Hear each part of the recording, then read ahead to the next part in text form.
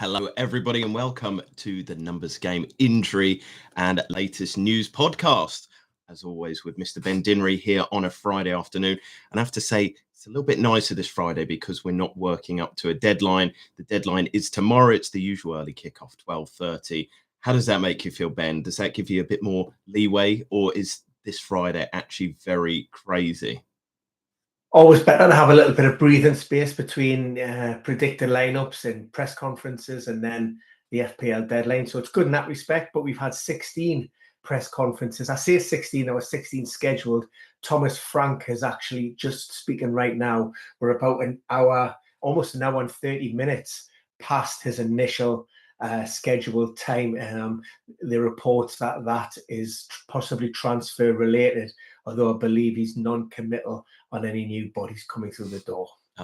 So is that a usual thing? Does that happen very often when managers don't, I guess, turn up? I mean, what is the history of that?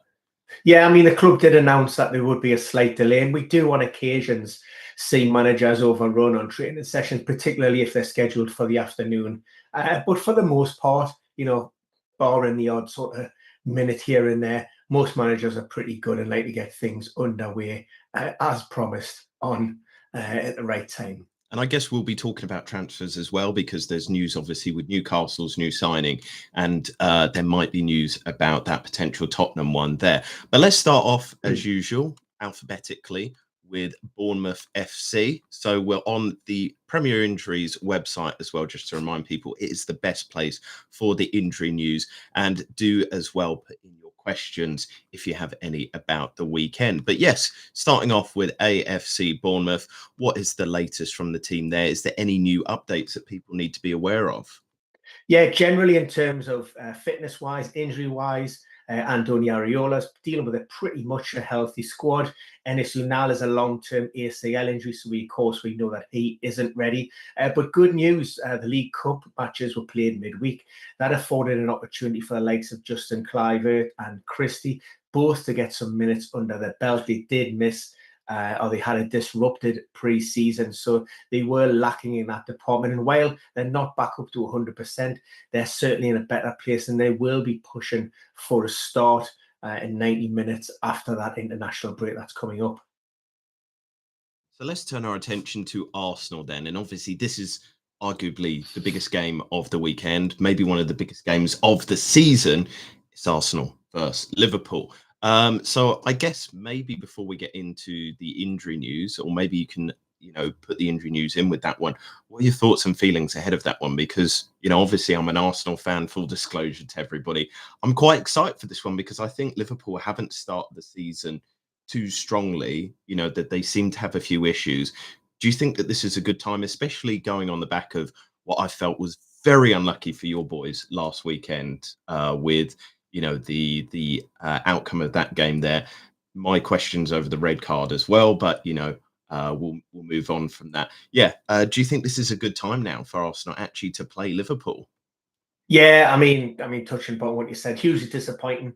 The result on Monday night, I thought we're unfortunate not to come away with at least a draw. Maybe with 11 men on the pitch, that would have been a different story. But hey ho, lots of positives to take from our side. For Liverpool, they've looked quite shaky in those opening two fixtures. But, like all good teams and potential champions, when you're not playing your best, but you still come away with maximum points, and that's good signs for the future. I think with Canate in that back line, started the season very shakily. So that Arsenal attack will be looking to get at him without question. Liverpool have been linked with the likes of Guy to come in, but obviously the registration's passed now, so it looks as if Liverpool will be stuck with that back four, as we know, potentially maybe Joe Gomez come in. But I think it's a great time for Arsenal to be playing Liverpool. It's a tough game. Both teams up for it, but I'm going to sit on the fence with this one, Jason, and I'm going to go with an entertaining goal fest. I'm going to go 2-2. Wow, that's a good one to actually talk about, because It's very hard to call with the Anfield kind of, I guess, involvement there. The crowd always get behind the team. It's very hard to get a victory there. And I don't know what their unbeaten run is at the moment, but obviously we know that Liverpool just go on these amazing runs where nobody can beat them up there. And I wouldn't be surprised if you're spot on there with a draw and it being a gold fest as well, because history points to that. But let's talk about the injury news, because obviously, one of the biggest blows for Arsenal this week is the injury to Bukayo Saka. There's also, I guess, a positive update on Kai Havertz and anybody else that people need to be aware of with the team news. Yeah, I mean, early season, but it's the age-old adage. That Arsenal treatment room. We'll start off with those big names we mentioned, Bukayo Saka.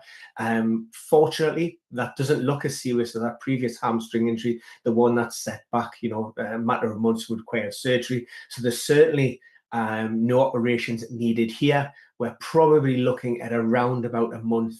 So maybe the back end of September for Saka to come back in contention. So good news in the grand scheme of things for that. Martin Odegaard is another one, awkward landing, hurt his shoulder. Now, this is down to pain management. He hasn't actually trained or anything with the group yet, and Mikel Arteta will make a late decision on his involvement after Saturday if he can come through that session. And what he said was, he'd probably be to manage the pain for that game. So at the minute, it's a bit of a 50-50 call. And also, or elsewhere, you have the likes of Christian Norgard and Ben White. That's going to be a tough call for them. I think at best you're probably looking at a place on the bench. And of course, the hapless Kai Havertz, he went under the knife again this week following surgery on his knee. There was reports of a setback. They weren't sure on the next steps. He sought medical guidance and expert evaluations on that, and it's deemed the best course and the quickest course for a return, certainly in the medium and the long term, would be to go under the knife. And while Mikel Arteta remained a little bit coy on a potential sort of return to play time frame, saying weeks rather than months, we're probably still looking at the rounds of at least 2 to going on into 3 months for that one. Yes. And just to people might be looking at me, looking at my phone, I'm obviously trying to manage the questions and everything. I'm not ignoring you, Ben. I'm not texting some people or ignoring my work here. I'm trying to keep up to date with the questions that people have in the comments. So we move on from Arsenal on to Aston Villa. Not the best start of the season for them, but obviously not the worst as well. What's the latest with the Villains? Yeah, they will be boosted by the return of Ezri Konsa. Of course, he was dismissed in an opening fixture against Newcastle. That was a one-match ban for didn't have a goal-scoring opportunity. So he's back in contention. Otherwise, Unai Emery, again, Villa don't play until Sunday, so he doesn't want to make any rash decisions ahead of that final session on Saturday. That will mean Boubacar Kamara gets checked for a hamstring problem that forced him off last week. And also Ross Barkley is nearing a return, approaching fitness. So those are some good boosts there for Aston Villa, but I think Brentford are a team that will definitely need some boosting. There's obviously the situation around Johan Vissa that is definitely not settled at the moment. In fact, with the Newcastle transfer news, maybe he might be staying. I don't know what the latest news on that in terms of rumours. We obviously don't engage in that. But the fact is, what is going to happen this weekend then, Ben? Is Vissa going to make a return, or are they just going to continue till transfer end till the transfer window closes? Yeah, in answer to that one, in short, no. Johan Wissel will remain out of contention. Keith Andrews, defaults to back what he said in his last previous few press conferences. I'm going to focus on those players within the squad at the moment, and we're going to forget about the likes of Wissa for now. Now, as a general thought, certainly up here on Tyneside, that Wissa could still make that move up north, but obviously we're leaving it very close now to the transfer deadline. And the biggest issue, the biggest headache facing selling clubs is who can they bring in for replacement. So I'm presuming, nothing will be done unless Keith Andrews can identify a target and get that transfer over the line before given the green light for Wissa. So it remains to be seen. Team-wise, they're pretty much going to have the same squad as they had midweek for the League Cup. So no fresh injury concerns. Made a couple of changes in that one, and they all come through unscathed.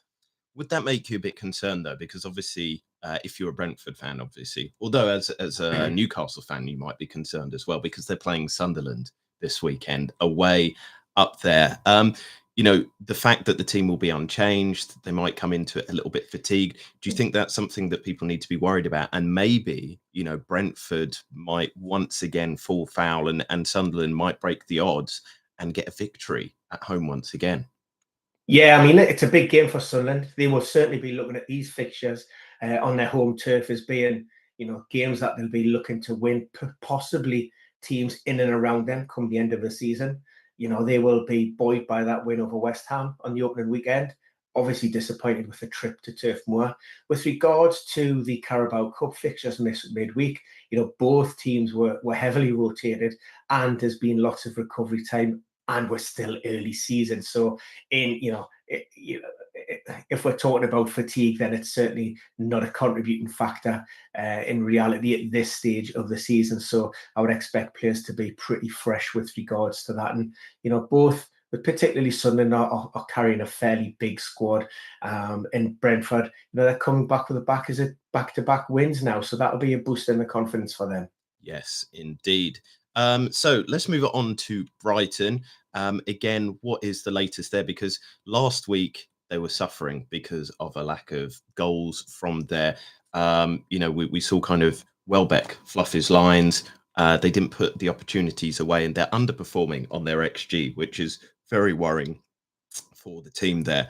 What is, I guess that there's kind of two trains of discussion here. What is the latest with the players that we have seen play already and previously for the team, and also the new incomers as well? Because Hertzler has kind of said he wants, I guess, a more staged approach to introducing the young strikers into Premier League football, which might hold back the attack of Brighton, but also it might give longevity to their season because they're obviously young players new to the Premier League and the physicality is a lot to ask for. So could you kind of explain that situation? Yeah, so first up, we discussed heading into game week 2, would it be the Danny Welbeck sort of Jorginho Rutter show? Of course, Hertzler went in game week 1 with Rutter. Unfortunately, in the eve of last weekend's game, he picked up a knock in training, wasn't thought to be serious, kept him out of Saturday's match and also kept him out of the Carabao Cup, but more of a precautionary measure. However, Hertzler was again very coy on the available of Rutter ahead of this weekend. So I'm not necessarily in that school of thought where I'd want to go one or the other in terms of from a fantasy perspective. I think it's too much of a risk. And with regards to recruitment, I'm not going to embarrass myself and butcher the two young lads from Greece who've just came into the squad. Yes. Both only 18 and 19 years of age, but both players are coming off the back of long-term injuries. So not only are they coming into a new environment where they have to adapt to those surroundings and just adapt to the increased intensities of playing within a new team. It's tough anyway. So Fabian Hertha wants to take his time with that. They were afforded some minutes again in the League Cup, but the Premier League is a different beast.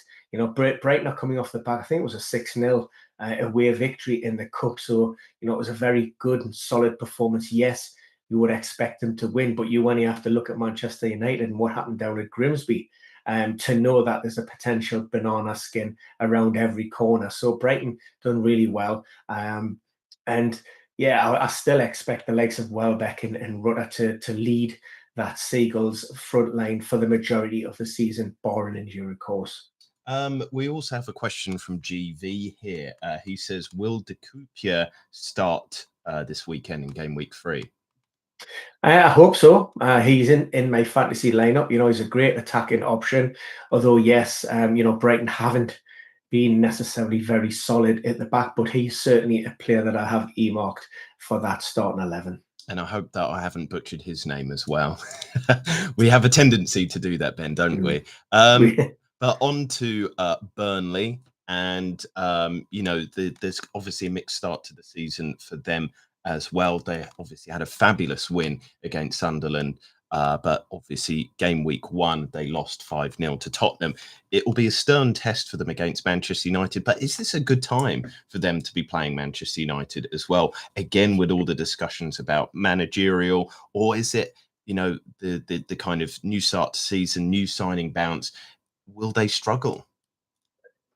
I mean, it's a huge game for Ruben Amorim and Manchester United, and we will, truly see whether the players, want the manager to remain in place. We'll see what kind of response they have. So I think it's a very tough place to go for Burnley. Even I don't think the supporters or the board will accept even a draw from Manchester United. They will be definitely going for 3 points. For Burnley, it's a free roll of the dice. They've got nothing to lose here. Scott Parker was fortunate that he was unable to maybe blood a couple of his summer signings in the cup midweek. We've seen the likes of Axel Tanzib, who was coming off the back of a hamstring problem, introduced into the team, and also Armando Broja, who was added for minutes as well. Of course, he's had a stop-start time, since joining Chelsea, and didn't really have much experience or enjoyment on his trip at Goodison Park. So hopefully he's looking to rebuild his career with a lot to prove. And again, he was able to get minutes, but I don't think he's in a position to start just yet for Burnley. And obviously history is kind of on side with this fixture for Manchester United as well. But maybe Burnley can do a Grimsby this weekend and shock people as well. On to Chelsea though, the Blues. You've mentioned they're obviously a former player, Broja, but they've they just keep buying people as well. We've obviously got the news that Garnacho is going there as well. How do you think that's going to affect the lineup, especially with the fact that Cole Palmer has now been ruled out? Yeah, obviously Garnacho hasn't been registered in time for this weekend's fixtures, and my understanding is with the Cole Palmer injury, although he hasn't been selected for the England squad, it certainly isn't serious. Nothing that we should be worried too much about that. So there's a potential return then game week 4. So past this weekend, then there's nothing really too much to worry about. For this weekend, I think Estavio would be the player that would start after impressing last time out. Elsewhere within the Chelsea lineup, it's pretty much as you were. Long-term absentees around Romeo Lavia, Barry Shield. They're still in the treatment room. It was hoped that they would return maybe after the international break, but certainly we're at best looking maybe towards the back end of September for that now. We have a couple more questions here. I think one of the funniest ones we've received in a while, a cheeky one from Sam. He says, off topic, Ben, but who would you rather have at Newcastle, Amorim or Ten Hag? Oh, Jesus Christ. Does there have to be one or the other? That's the question that's been put to you. I hated Ten Hag. I don't hate Ruben Amorim. I just think he's garbage. You know what? I would probably have Amorim. Yeah. Because I just cannot stand Ten Hag. So do you think that Ten Hag is a better manager, but you hate him, but Amorim is garbage, but you like him? I wouldn't necessarily. I didn't. Ten Hag isn't exactly covering himself in glory at the moment, is he? At Bayer Leverkusen, who are struggling as well. He did win trophies. I'll give him that.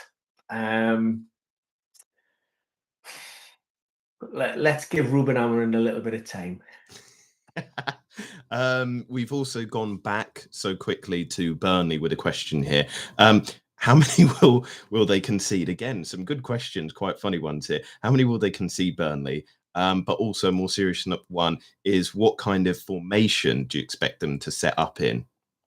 Yeah, typically I think Scott Potter goes with quite a solid 4-4-2, unless maybe he wants to change things up, and as a lot of teams do when they go to the bigger clubs, or the so-called bigger clubs, and maybe go with a 5-3-2 to try and let that home team come onto them and leave it up to them to break them down. There are no guarantees. Like I say, this one's purely down to the players and how much they want and like, and Ruben Amorim, and whether they want to remain in place. Without any question, they've got to go out and put a performance. If you don't, then you have to start questioning them. And I guess for the goals question, people can head over to the Numbers Game website. It's the best website for AI.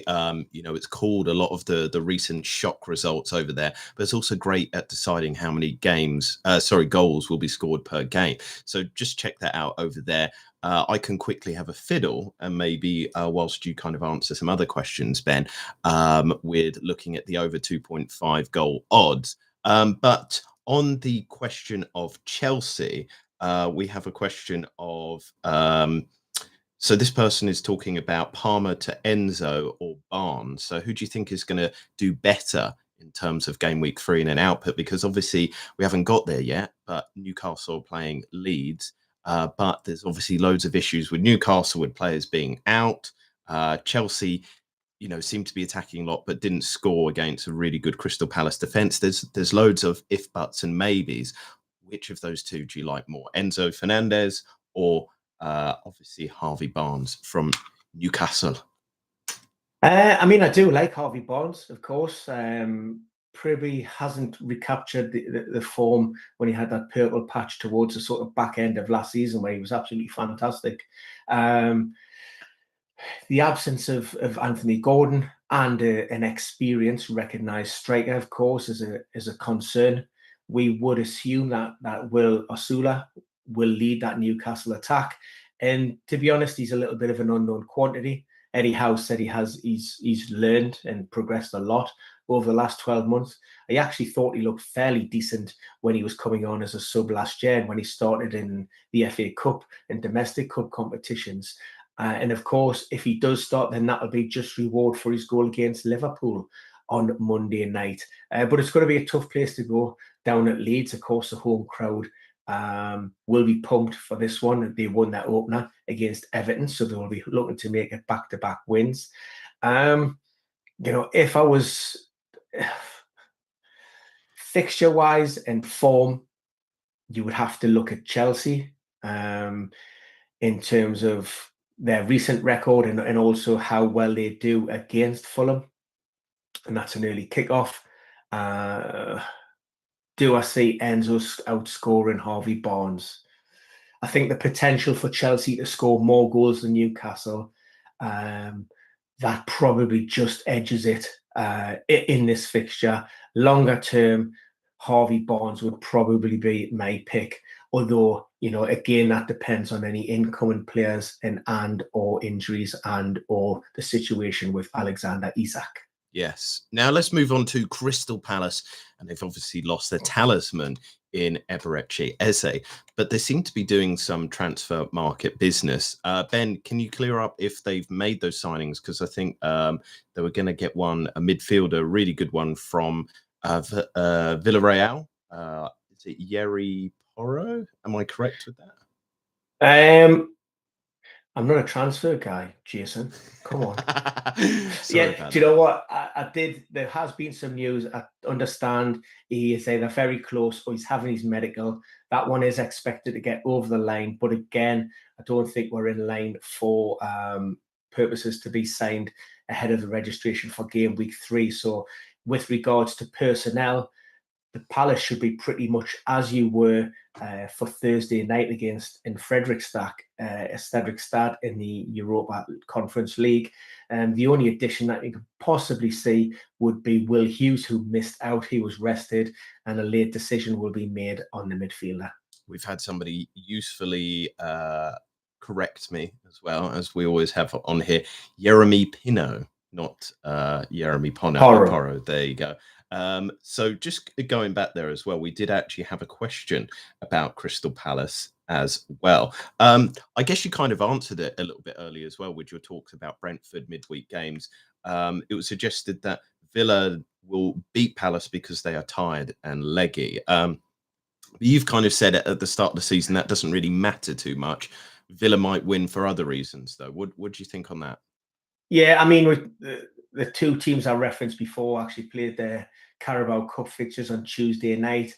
So it's less recovery for Palace, who also played away on a plastic pitch. And also, in addition to that, I think even Sunderland made 11 changes on the night. Palace only made 3 out in Fredrikstad. So look, they're very limited in terms of squad depth and strength. So Oliver Glasner's had his hand forced pretty much, and they're carrying a few injuries as well. So maybe the impact of playing on, again, those artificial surfaces and travel and a lack of recovery, that might have more of an impact. But they seem to be grinding out results at this moment. And again, we'll wait and see what happens with Mark Guy, because that's a big one for the Eagles. And there's no guarantees that he will be a Palace player come kickoff on Sunday. Yes, indeed. But is there any other news that people need to be aware of with the team there? Because obviously Guy going would be another loss of a talisman. But how's the team looking apart from that? Yeah, pretty much as you were. Like I say, they are carrying around 6 or 7 injuries. The only potential returner would be Will Hughes. Everybody else really is more that medium to long term. Okay, so moving from Crystal Palace to Everton, and what is the latest for the Toffees? Yeah, Everton welcome back Michaelenko in the midweek League Cup match. So he got some valuable minutes under his belt after picking up an injury in pre-season. So that was a little bit of a boost. Elsewhere within the Toffees squad, again, David Moyes has pretty much got a full bill of health. Jared Branthwaite isn't expected to return until after the international break. Adam Asnu, he's a player who's just come in to the squad. He is training, but he has been carrying a little bit of an ankle problem. That's why he hasn't been in the team. He's just been managing very conservatively and carefully. Whether he's in and around the match day squad remains to be seen. Yes, and obviously, again, this is kind of a big game for Everton because they're playing a team that is around the bottom of the Premier League with them against Wolves. What's your feelings going into this one? Because again, a lot of these games this weekend are very hard to call. There's loads of narratives around them. But who do you think has kind of been playing better, more consistently recently? Is it Wolves? Is it Everton? Wolves had that amazing run to the end of last season, but can they replicate that into this season? But obviously, Everton are stable under Moyes. He's done a fantastic job, and he always seems to do that with the teams that he goes to. Stabilizes, maybe doesn't play the most exciting football, but he gets the job done. What's it going to be this game week 3 for Everton versus, I should say Wolves versus Everton? What are your thoughts and feelings on that one? Yeah, another tough one. I think Everton have just had that touch of better form. They've got the higher ceiling, certainly with the likes of Jack Grealish, who, by the way, I've had since game week 1 in fantasy. But we'll skate over that. No, I think he's a player who's got a lot to prove. I think his ceiling's very high, and the more games he gets, the sharper he feels. And the better player he becomes. So just thinking Jack Grealish, he's a player that will certainly benefit from the love of David Moyes. For Wolves, it's been a tough start. They're bringing in new players. They've lost some of their star man in Acuna. There's talk, that Newcastle are going to go back with an improved offer for Jurgen Strand Larsen, and that the player has politely asked if he could maybe speak to Newcastle with regards, which has been there's no suggestion that he's going to down tools, but certainly he may have had his head turned a little bit. Vitor Pereira has said that the striker is carrying a little bit of an injury and may or may not make the game. Make of that what you will. So for that reason, I think a draw is probably the call. But if I was to be pushed on who would win, then I could see maybe Everton coming away with 3 points with maybe like a 1-0 or a 2-1. So going into game week 3, Fulham almost seem to have a full bill of health, apart from Harry Wilson, which is obviously here on the Premier Injuries website. So yeah, talk us through. The team should be strong for this game to Stamford Bridge.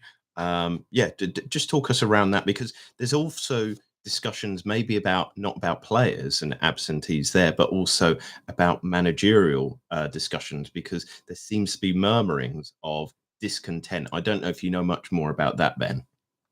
Yeah, I haven't actually heard from Marco Silva. His full press conference today, and obviously jumping on fairly early, but there's been a lot of talk and suggestion about his lack of recruitment over the summer. I think they brought in a goalkeeper, no outfield players, although apparently there will be at least 2 or 3 players to come over the line. So that's caused a little bit of disharmony behind the scenes with regards to that. On the pitch, things haven't necessarily been great.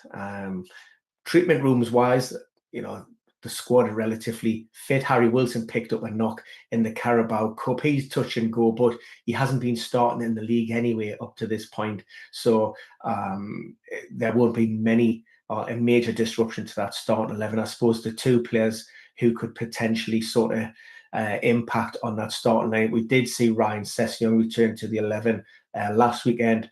Played around about an hour following an injury in pre-season to his hamstring, and also we welcomed back Anthony Robinson. He had knee surgery at the back end of May earlier this year, so he's back in and around it. Whether he's ready for a start remains to be seen. And just once again, to give people some data from the Numbers Game website, Chelsea have a 61% chance of victory in this game. You talk there about Chelsea having the potential there to score high. They have a 57% chance of over 2.5 goals. And you can get this data free on the Numbers Game website. You don't have to pay anything. You just have to sign up there. But moving on to Leeds, and I think they've been really exciting at the start of the season. They obviously had that victory against Everton, but I thought they were good for that. They obviously got it from a penalty against Arsenal. We kind of predicted it, though. They're very open. They want to play front foot football, and that kind of makes exciting games for us. But with the narratives around this, we're going to come on to Newcastle because I think there's quite a few discussion points about players in and out. But Leeds have also been hit by some player injuries that are really going to knock them for this big game against Newcastle.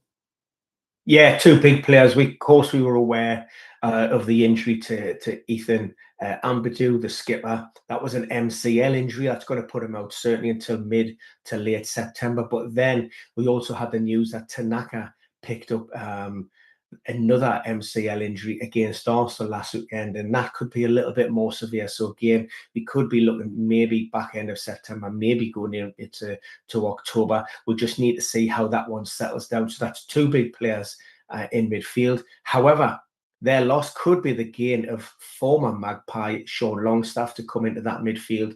I'm sure he'd love to line up against the Magpies, having just left there in the summer. He was a great servant. I wouldn't have a bad thing to say about Sean Longstaff. He delivered, and I couldn't blame him for leaving the club, to get himself more minutes and continue playing in the top flight. Elsewhere for Leeds, Noah Okafor, their summer signing, has tweaked his groin a little bit, so he's a questionable for this weekend. Faces a late fitness test, and we'll see whether he's involved in the matchday squad or not. I'm really excited to actually see Noah Okafor as well. He comes, with a bit of pedigree to him. We've obviously had this discussion many times, but with Patrick Bamford, there was this always kind of he had a good flush, a purple patch in the Premier League, but he always kind of flattered to deceive, and he never really was banging in the goals consistently for Leeds, and so that was part of the reason they kind of went down, that they couldn't finish off matches or couldn't get into matches because he just couldn't hit the target. Does he give you a bit more confidence, going forward, that they've actually signed quite an exciting player that has played in the top level of Europe as well, coming from AC Milan? Yeah, I mean, but it doesn't come without any risk. As we know, players coming from other leagues, we've seen them play at the highest level. Some of the world's best players have come into the Premier League and really struggled to deliver. And you're going from a club, with the heritage and stature of AC Milan, to Leeds. They're newly promoted from the second tier of English football. The expectation is that they're going to lose more than they win. There are going to be different pressures associated with playing for a club like Leeds as opposed to AC Milan. But, only time will tell. It'll be good to see, if he can come in and hopefully hit the ground running, particularly for Leeds. Another striker that they've recruited recently and was handed minutes in the League Cup, although again, didn't get off to the best of starts, just in terms of, I think he's severely lacking in confidence, was Dominic Calvert-Lewin. almost a Patrick Bamford, 2.0 in terms of his the underlying stats and those missed big chances. But it would, again, a player who was linked to Newcastle. It'd be great to see him, put those injury problems behind him and come in and get some minutes and get some goals and build that confidence. But as long as it's not this weekend. Indeed. So let's move on to Liverpool. And, you've obviously reflected your own sentiments there that you don't want Leeds to do very well this weekend. Well, I don't want Liverpool to do well this weekend because they're playing Arsenal. But what is the latest with the injury news there? Because there were question marks over Alexis McAllister. But is he going to make it for this big game at the weekend? Yeah, that was more of a precautionary absence against Newcastle, and that probably relates more to his disrupted pre-season in terms of how many sessions he was able to get under his belt or not, as the case may be. And I think Arne Slot just took him out of the firing line on Monday night. Of course, we were expecting quite an explosive game, sideshow with the Isak, but also in midfield with Joe Linton and Bruno. So maybe that was a good decision on his behalf. He has trained ahead of the match, so he is available for selection. It's whether Arne Slot decides to throw him back in there. The only confirmed absentee, and this player will probably not return until mid to late September, will be Jeremy Frimpong, who picked up a hamstring problem in that opener against Bournemouth. Do you think that Liverpool might tweak any tactics, though, for this game? Because we've obviously seen them concede a lot of goals already thus far this season. You've mentioned maybe Joe Gomez coming into the side. Is there any way that they could, change the shape? Has Arne Slot indicated this at all as well, that there might be some changes and things for the game against Arsenal? Or do you think it's just going to be business as usual, continue with the way that they're doing it and hoping that things click, especially for this big game? Yeah, I don't see much change in their setup, in their philosophies, in their tactics, and their methodologies. Personnel, possibly. Like I say, options at right back. We've seen the return of Connor Bradley. He's had a couple of minutes here and there, and he's also had a full week of training under his belt. So that puts him in a lot better position. Whether Arne Slot feels that he's ready to start or not remains to be seen. But certainly having a player with that defensive mindset, as opposed to a player maybe who needs to deputise in there, whether it be a Curtis Jones or a Ouattara, or a Szoboszlai, it certainly would be of benefit to the team. Joe Gomez as well, he's coming off the back of that Achilles issue, so he's maybe not in a position, not necessarily not to start, but certainly not to play 90 minutes. So there are defensive options available to Arne Slot, and like I say, just the way things have been going, then it wouldn't surprise me too much to see those change. Although, a lot of those goals, the Newcastle ones, they came, they were set piece goals, which, can be things which are individual effort, errors and things which can be addressed on the training pitches and don't necessarily require, too much overthinking with regards to that. We've also had a question. Can Leeds' defence score against a good NUFC defence, which has been good in the last two games? What are you thinking on that one, Ben? Can the Magpies keep a clean sheet travelling away to the notoriously difficult Ellen Road? Are we capable? Absolutely. Do I think we will? I think it's going to be very tough. Like I say, it's going to be an electric atmosphere. We always have good games down there. It's just down the road from us, about an hour and a half, give or take. So, we'd expect a lot of travelling support down there. Fabian Shaw has been past fit. Again, whether Eddie Howe wants to take that risk and start him, following that sort of clash of heads on Monday night remains to be seen.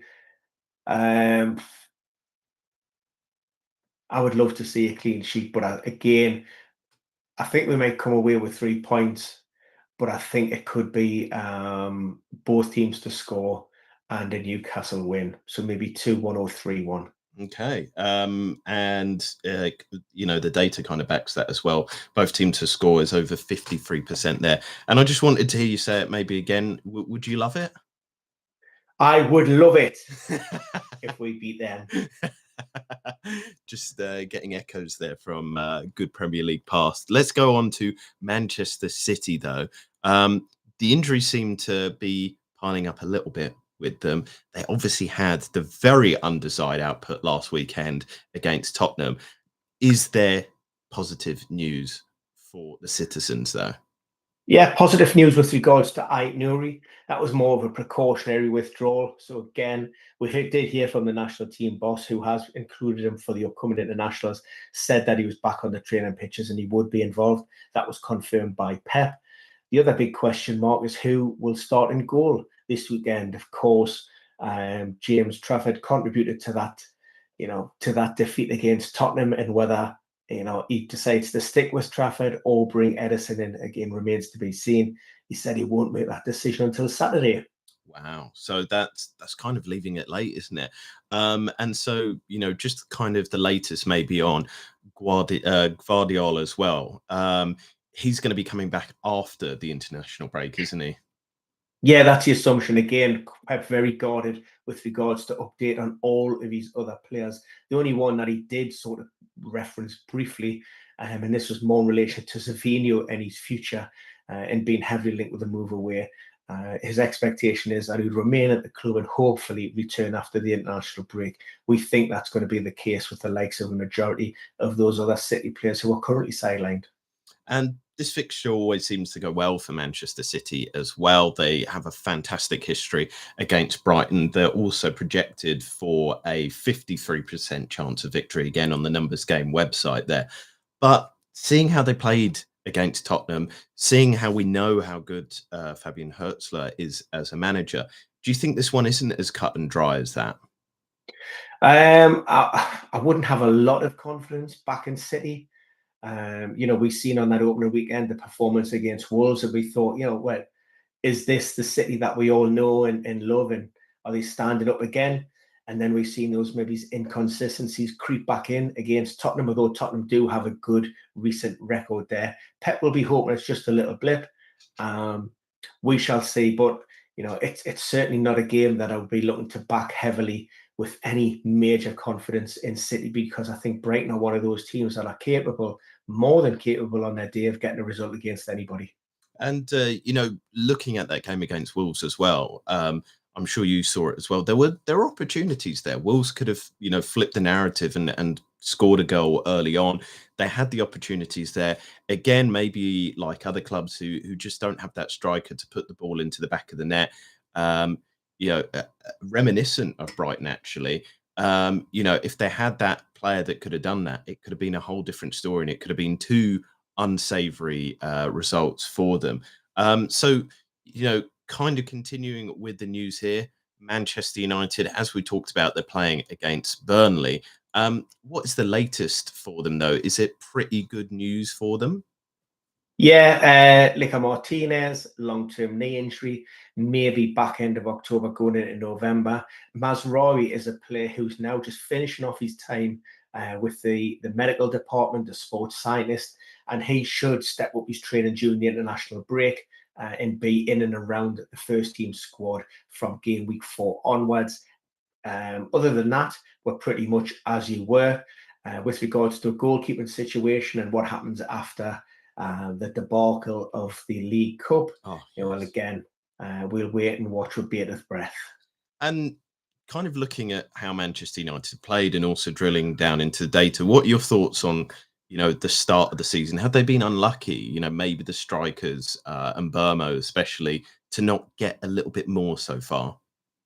Yeah, the underlying data would suggest that Manchester United should have had a little bit more, but ultimately there's only one piece of data that really counts, and that's points on the board. And as their struggles maybe continue or they don't have the rubber of the green, pressure will be grown on Ruben Amorim, and that will be translated and passed on to those players on the pitch, particularly those just coming in to the squad. So it's difficult. The Benjamin Sesko stuff, I know there's been a lot of talk around that, particularly the fact that was he named as number 10 or the 10th person to take a penalty down at Grimsby. And people either reading too much into that or saying, well, does Ruben Amorim, does he not have the confidence? He is a guy that's just come in, but he does have a fantastic penalty record. I think he scored 7 of his last 7. And I'm sure he would have loved to have stepped up nice and early to bag a penalty and to get that confidence and really move on. So he didn't look best pleased. He looked like he was carrying the weight of the world on his shoulders after he scored his penalty. And you just hope that it's not another, Rasmus Højlund that comes in and he has the endeavour, but ultimately just didn't have that rub of the green and the opportunities. And like I say, we've seen what's happened with Rasmus at the minute, with heavily linked with a move away to possibly Napoli. So we've got a question here for you, Ben, on, and I'm definitely going to butcher the new player's name for Newcastle because we're just getting onto it. But your thoughts on Volt Marde? He's doing his medical at Newcastle now. What are your thoughts and feelings on him, Ben? Much needed, first and foremost. It's been a long time coming. I'm probably like a lot of Newcastle supporters. The first thing you do when we're heavily linked, or we're understand that the transfer is going to be done, you look online and have a look through his show reel, and he looks a handful. He's a big player, so the physicalities of the Premier League certainly shouldn't be off-putting in any way. So it's exciting with regards to that. Obviously, we still have this undercurrent, this bubbling away with regards to what's going to happen with Alexander Isak. If he wasn't to go and he remains at the club, then surely he remains part of that first team. How do things work? How do we set it up that way? But exciting. Looks to be a great player, and it's good. Always nice to get bodies through the door. Yes, indeed. But talking about bodies through the door, there's quite a few that won't be going through the door for this game at the weekend. Obviously, we got Anthony Gordon suspended, but you've cleared up Fabian Schär a little bit later. You said that he should be able to play with the concussion protocols, but whether he will be allowed to. But we also need to clear up the situation of Joe Linton and Sandro Tonali as well, because they're huge losses for that game against Leeds. What's the latest there? Yeah, Big Joe. I mean, both Tonali and Big Joe are huge players for us in terms of what they bring to the team. With Joe Linton, I mean, neither look good. Joe Linton limped off after overstretching with a little bit of a groin issue.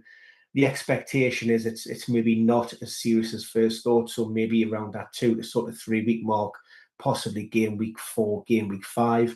For Tonali, again, that was a bit of an awkward fall with that one, overstretched, maybe stretched his AC injury there. So again, it's going to be about pain management. He hasn't trained up until this point, or certainly not full contact. So the discussions behind closed doors will be, are you happy to play? Can you play? How's the pain? And if you were to play and there was a problem, will that issue be exacerbated, or is it better if we sort of hold you back for a couple of weeks? So that'll be the discussions around that. Just some clarification around the Fabian Schär, because Eddie Howe has referenced the fact that he said Schär suffered a concussion. He said it was concussion on Monday night, and then he said he'd been through the protocols since the game at the weekend. Well, there couldn't have been a concussion there. Otherwise, the protocols would have meant that he wouldn't have been able to be available for this game. So it's obviously a heavy sort of head injury. Post-match evaluations revealed that they probably just done the right thing and erred on the side of caution, but there was no concussion in there. So thankfully, that's why he is eligible for selection. So turn our attention to Nottingham Forest here. And once again, there's only one player ruled out. But do we also know that Douglas Luiz, is he eligible to play? Has he been registered in time for this game week? Yeah, absolutely. New signings are done and dusted in terms of those registrations. So, they will be coming in contention. It'll come down to Nuno and his field, what he's seen on the training pitches. I don't really know how much of a preseason these players have. Inherently, with a lot of players that have been heavily linked with moves away, it means that their preseason has been disrupted. So it will take them a little bit longer to get up to speed with regards to that little bit of match sharpness and fitness. We have less than 10 minutes to go now because you have to jump on with the Athletic. But just quickly here, we do have a question. Who do you think is going to perform well over the next few weeks for Nottingham Forest? Ndoye, Wood, Anderson, Callum Hudson, Adoy, or now Douglas Luiz? And do you think that Chris Wood's travel to New Zealand during the international break would affect this at all? Yeah, I mean, Douglas Luiz will be too much of a risk. Just the way he builds his fitness back up and that sharpness coming into a new squad and a new team. Elliot Anderson is an interesting one. Of course, he's been called up to the England squad, so his confidence is going to be sky high. He was a player. He's been phenomenal. I liked him at Newcastle, and he could flourish. And Chris Wood as well seems to have picked up from where he left off last season. Although going forward, and you talk about post-international break, the pressure is off. Maybe Nuno in terms of having to throw Chris Wood in there all of the time now that he's got additional cover with some recruits in his squad. So continuing with the team news here, up next, Sunderland.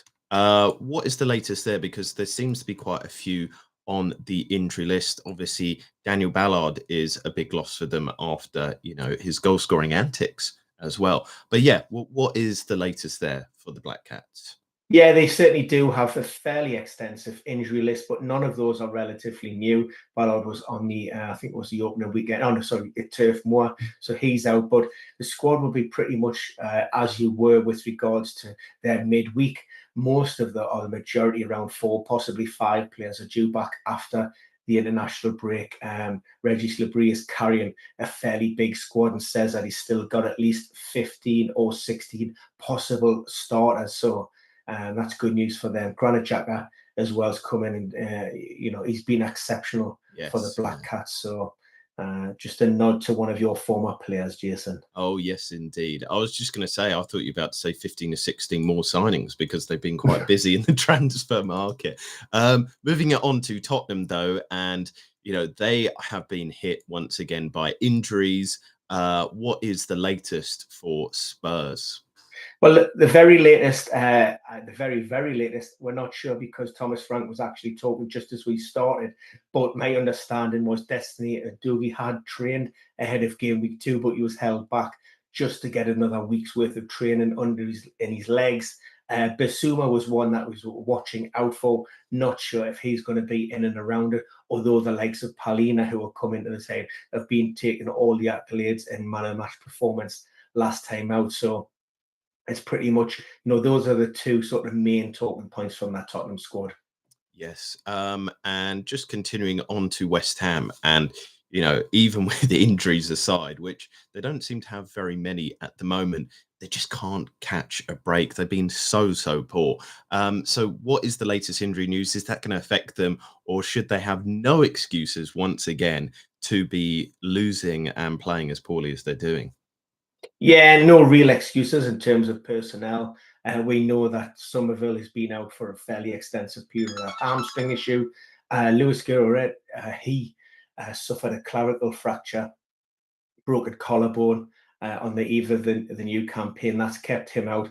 But otherwise, Graham Potter has pretty much had a full squad to choose from. Matheus Fernandes, their latest signing from Southampton.